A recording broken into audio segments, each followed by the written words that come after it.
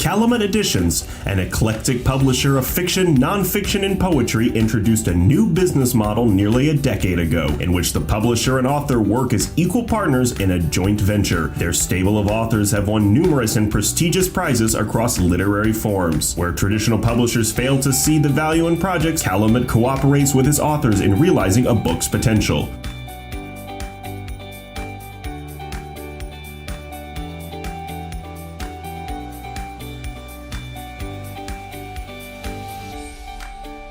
And welcome to Writer's Corner. It's not really Writer's Corner now. It's Writer's Geographical Hop to Florida, where one of our favorite writers has escaped Minnesota for reasons unbeknownst to us, maybe the weather, I'm not sure.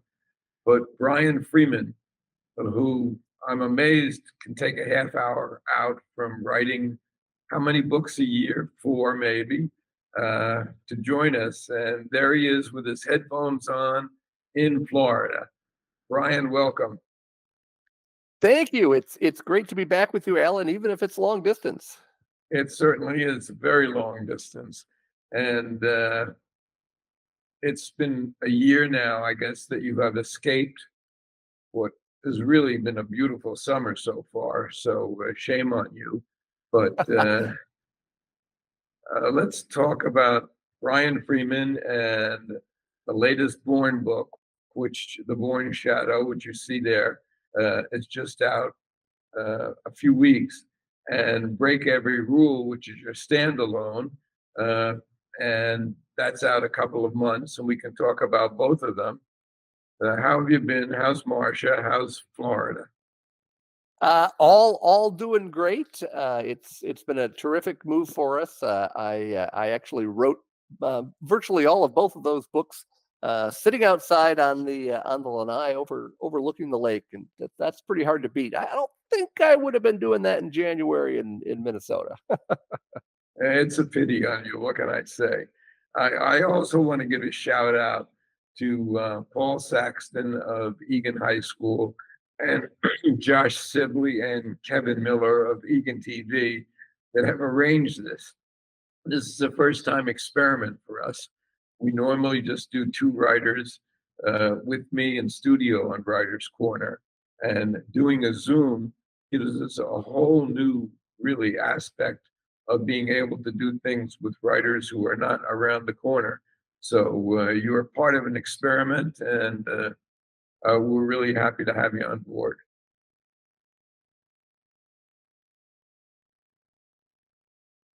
You were about to say something.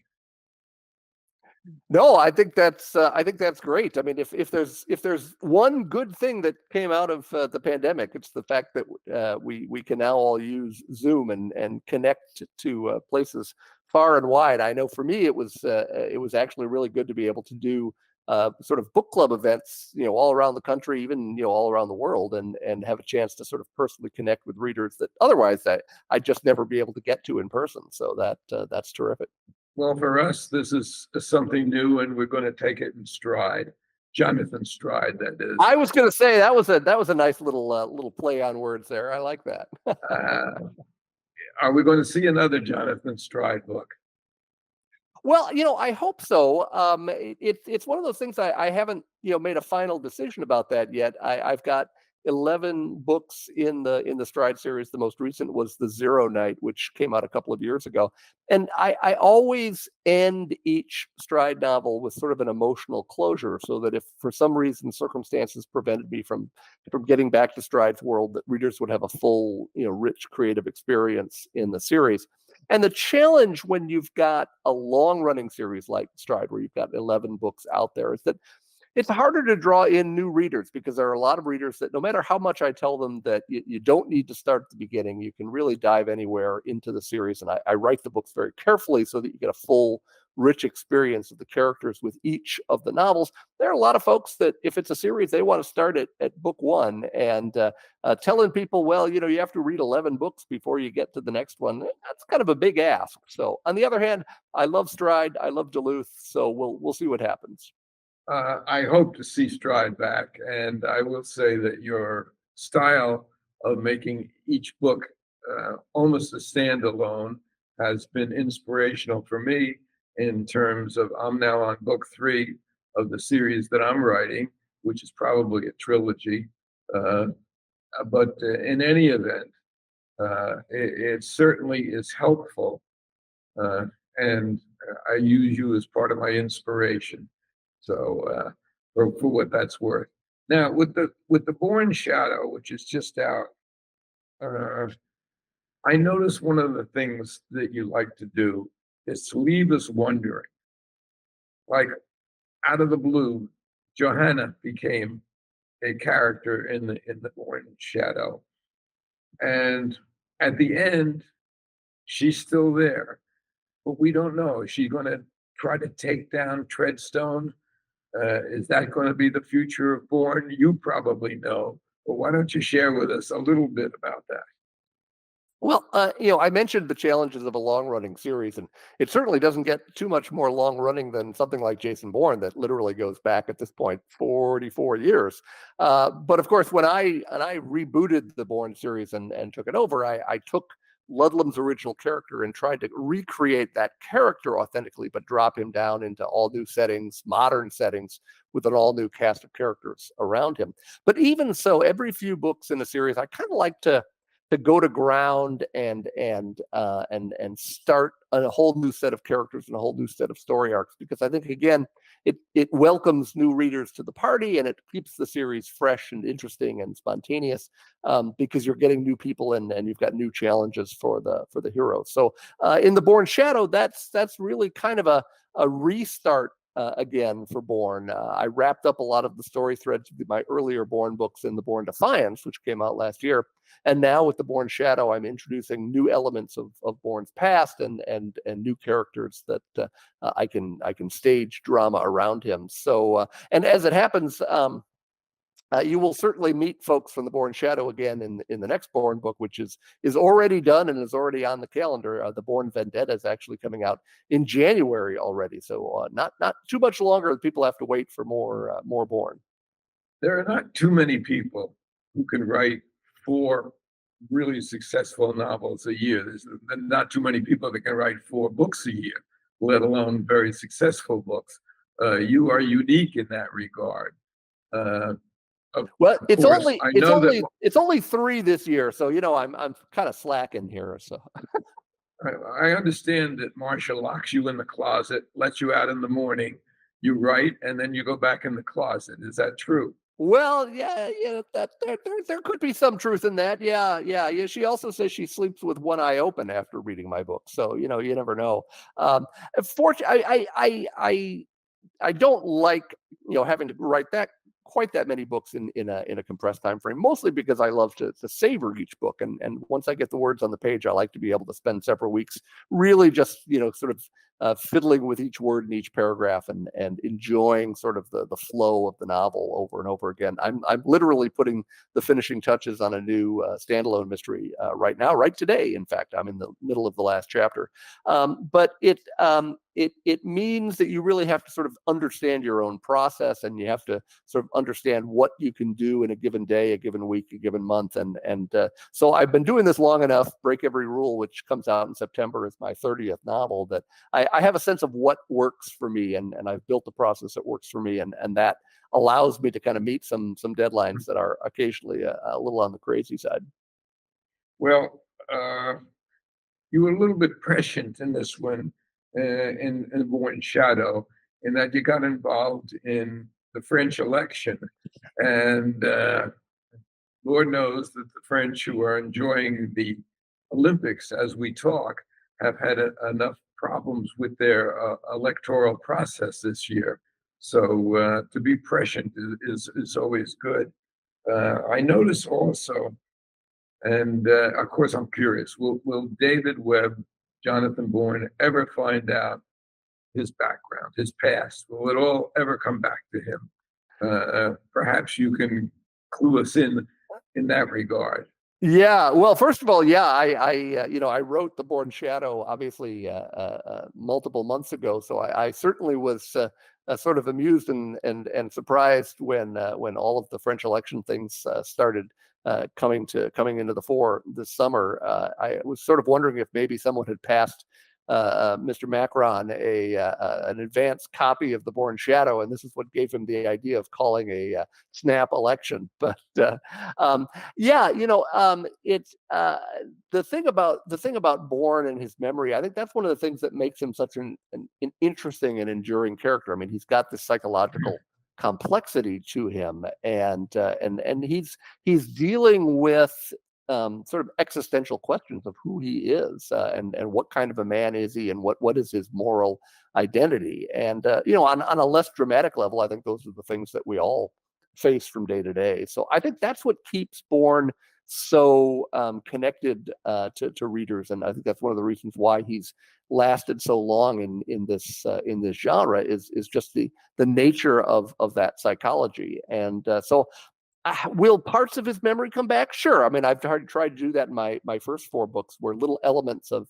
his past will revisit him. And yet at the same time, I don't see Bourne ever simply getting his entire memory back, because I think then that makes him sort of less interesting as a hero. It sort of takes away what makes him so different as a character in the books. So I think we'll always be dealing with Bourne in memory. In fact, who knows? I might actually find ways to strip away some more of his memory. We'll just see. So, Well,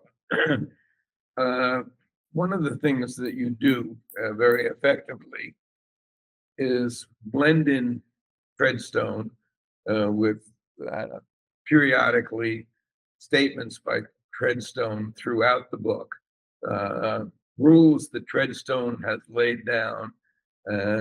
I wonder now, is Nash gone? Is Monica now the new Treadstone head? You deal in strong women. You have Johanna, you have Vandal, and you had Monica now, who has been a lover and perhaps the new head of Treadstone. Is that where we go from here? Has Nash disappeared, or is he still around? well, the thing is that I mentioned that with I like to kind of go to ground every few books and introduce some new characters. But what that also does is gives me the opportunity to bring back the occasional character by surprise when you don't see them coming. So until they are bullet riddled on the floor, I think that you can't count any character out, and there's always the chance that they may show up and surprise you. Now, moving on from Bourne, we have Break Every Rule, which I think is first coming out, right? Is that correct? September 10th. September 10th is when Break Every Rule comes out. Very interesting book, because it deviates somewhat from the psychological thrillers. It's a thriller of sorts, and I think there's a very interesting story about the leading character, Tommy Miller. Why don't you tell us how Tommy Miller became the leading character? Yeah, well, Break Every Rule, I was looking to build a hero that sort of combined the best qualities of Jason Bourne and Jonathan Stride. I wanted to write both an action thriller and yet a thriller that also had the sort of clues and mysteries that my Stride books have. And so what you have here is Tommy Miller, a man with a lot of secrets and skills in his past, who's sort of in hiding in Florida from his past. And so when his wife and daughter are kidnapped, he naturally assumes that his past is coming back to haunt him. But as he starts trying to sort of follow the clues his wife has left behind, he realizes that she was keeping a lot of secrets of her own, and it kind of becomes a search for redemption for Tommy, as he realizes that it's the secrets that he and his wife have been keeping from each other that have put them both in jeopardy, and it becomes a very emotional thriller along the way as well. So when I was creating the character of Tommy Miller, I actually was inspired by a real life, very good friend of mine who is like Tommy, a retired Army Ranger and a former police detective, and it's been so rewarding for me to have have him in my life and get to know him and get to know sort of what is involved in a real hero's life and the ups and downs of that. And so I was very much inspired by him when I created the character of Tommy Miller, and I hope that comes through and honors him in this book. The other thing is there's a Minnesota connection to Tommy Miller. For several years now, in every book, I have donated a character name to the Minnesota organization Wishes and More, which is a similar organization to Make-A-Wish. And as part of their annual fundraiser, they do sort of a raffle or auction for to win the honor of having your name as a character in the book. And so I think it was about 2 or 3 years ago, Tommy Miller was the one that won that honor at the Wishes and More auction, and was going to be a character in the book. And so I let them know, well, I could slide Tommy as a supporting character into a Bourne novel, or I'm planning a standalone where I think the name Tommy Miller would be great for the lead character of the novel. So if Tommy is willing to wait a couple of years, he'll be the star of the show. And so Tommy wanted to wait, and here we go. A couple of years later now, we finally have Tommy Miller front and center in Break Every Rule. And in addition to Tommy and Teresa, they have the daughter Rosalita. Will we see more of Tommy Miller and Teresa down the road? I don't know. We'll see. I obviously leave it open at the end of Break Every Rule that if I wanted to bring Tommy Miller back, I could do that. I will confess, from a business standpoint, I'm always a little wary of second books in a series, because I think for most authors, they would tell you that second books in a series can be really, really difficult. And you tend to lose a lot of first-time readers along the way, just because people tend to be sort of one and done on books. And when you come back with a second book in the series, it's harder you have to pull more readers in to get them to start with the first book. And a lot of your first-time readers, it's just harder to find them again and say, okay, there's another book featuring the same character. So it's just a little trickier from a marketing standpoint. So we'll see. I love Tommy Miller. I love the character, and there's certainly much more that could be done with him. But I haven't decided yet what we're going to do there. Well, you just were the subject of a very nice interview with Chris Hewitt of the Star Tribune, who was actually a guest on our program a few months ago, and he did a very interesting Q&A with you, trying to expose a lot of your secrets, but not too many of which came out. But that was very nice. Now, what is it that you're just completing now? You said you're on the last chapter of something. Yeah, well, as I mentioned, I wrapped up the next Bourne novel, The Bourne Vendetta, which comes out in January, and I'm now finishing up a new psychological mystery for Blackstone called Photograph, and it's sort of more along the lines of a book like The Deep, Deep Snow that I wrote a few years ago. It's a very interesting mystery. Takes place both in Florida and Michigan, and a female first-person narration. I love the character, I love the story, and again, I'm right in the home stretch of that book right now. So I would expect we'd be seeing that out sometime in 2025. And speaking of characters and Michigan and Minnesota, etc., have you visited every place in France that you describe in the Bourne Shadow? And is it your practice always to use places that you have been for accuracy? I usually do. I often do. Certainly, in this case, in the Bourne Shadow, most of the places in the book I've actually been. The book has sort of the climactic scenes of the book are set out on Holy Island in the UK, which I've been to a couple times. It's one of my favorite places. Just a really dramatic locale. On the other hand, and so certainly when in the Stride novels, I would always be scouting locations up in Duluth, sort of the way a film director would, and that was definitely a part of my process. It changed a little bit during COVID because, of course, as a result of COVID for practically 2 years, I really didn't have the opportunity to be traveling in order to visit locations that I wanted to use in the book. So I tended to end up using locations that I had visited, even if I couldn't get back to them to find particular areas and be back there again. And so I that's what I've tended to do since then. Partly it's if when you're writing 2 or 3 books a year. Boy, I don't have a lot of time to just go off and spend a couple of weeks in France, as much as I might like to, scouting locations. But I do enough research that hopefully I can continue to put readers, right there in the middle of the scene and feel it and touch it and taste it and smell it and hear it happening all around them. A good example of that was in my thriller.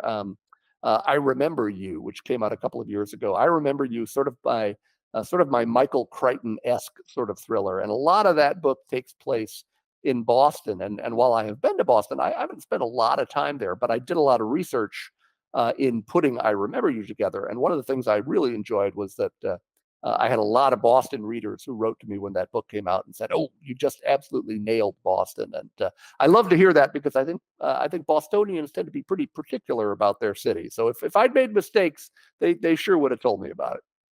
Google has made life much easier in terms of finding locations and nailing them down. We didn't have that 2 decades ago to the degree that we have today, but that certainly has alleviated that problem to some degree. Yeah, it definitely helps. I mean, I Google Street View is a great resource, and what I actually do is I actually use Oculus glasses, which are the virtual reality 3D glasses from Facebook, and I'll actually run Google Street View using the 3D technology, so it truly feels like you're right there in the middle of the location, and you can kind of walk your way through the setting. That really does help it come to life. Well, as I say, Break Every Rule, which is coming out shortly, is a little bit of different style than the psychological thrillers which you have been known for, and the Deep Deep Snow, which won all kinds of awards. So how do you move from one to another to another?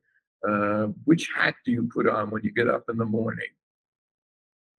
Yeah, well, that's actually, I think, what helps me kind of stick to a fairly aggressive pace of production is the fact that the books are so different from each other. I think if I were writing a lot of books that were all kind of in the same vein, it would be harder to differentiate them in my mind and harder to kind of separate out the characters and the stories. But the fact that I can pick up a book like The Deep Deep Snow with the very emotional mystery female first person narration, and then put that down and pick up a Stride novel, which is kind of a gritty police procedural, and put that down and pick up a Bourne novel, which is very adrenaline and action oriented.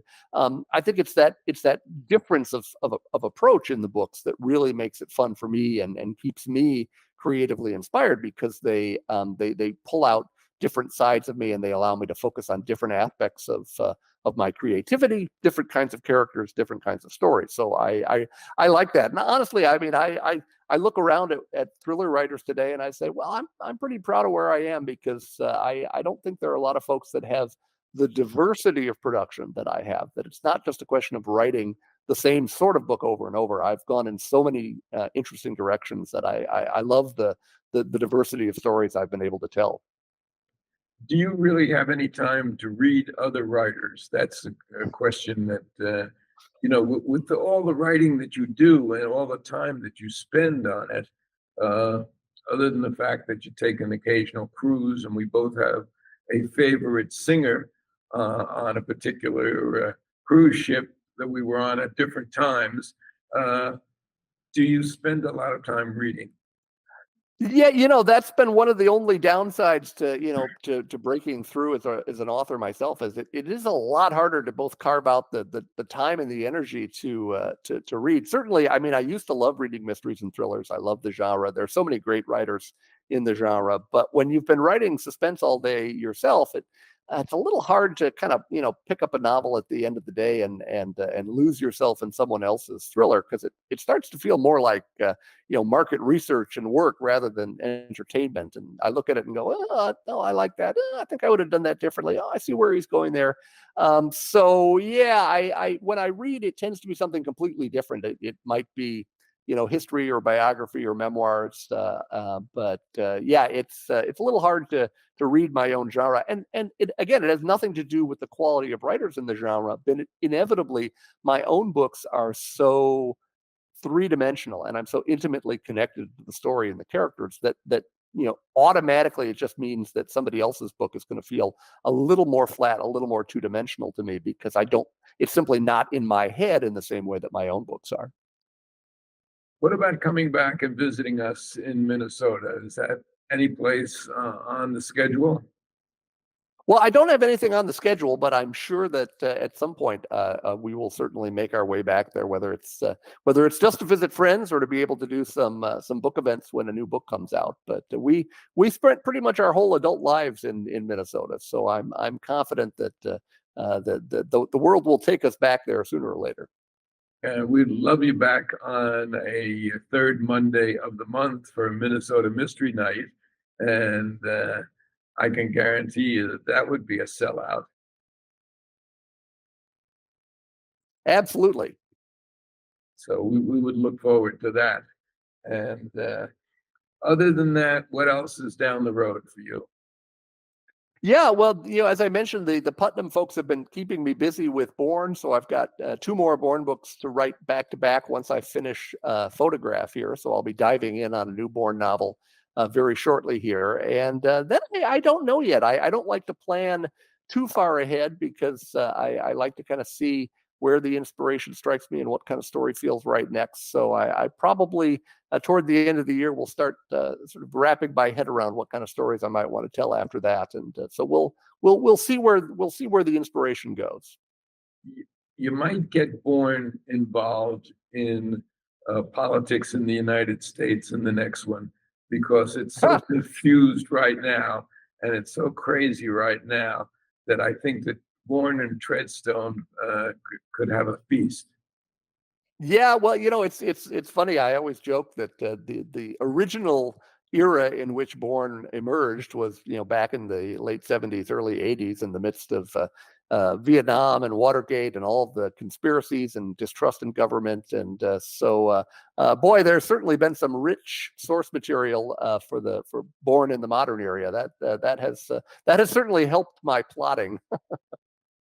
Well, I want to wish you well. It's been a really interesting experiment that we've had here, uh, having you with us with a Zoom, and maybe you'll come back after the next Bourne book is out. I think in January you mentioned. Oh, Certainly, you think I'm coming back there in January, Alan? I'm going to disabuse you of that notion right now. no. Come back on Zoom in January. Ah, there we go. That while you're okay. sitting out that by the while you're that sitting I, out by the lanai, and send our regards to the author's wife, I will do it. Marcia, uh, who is a personality in her own right. And it's been a real pleasure with Brian Freeman joining us again from his escape really route in Florida. Brian, thank you. Thank you for the experiment, and we look forward to more Bourne and more Brian. Thank you so much, Alan. Great to connect with you again. Terrific.